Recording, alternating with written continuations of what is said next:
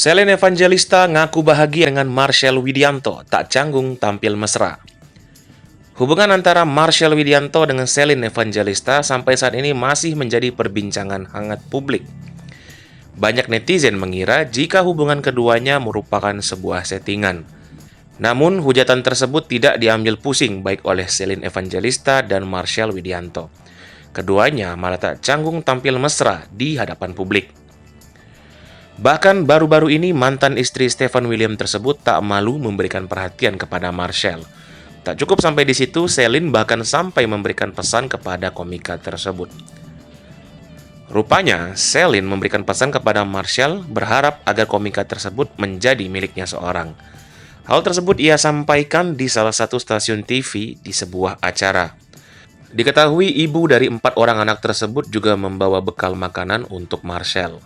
Setelah itu, Selen terlihat membukakan kotak makanan dan mempersiapkannya untuk disantap oleh Marcel. Kala itu, tampak momen romantis pun terlihat saat Marcel membersihkan mulut Selen Evangelista dengan selembar tisu.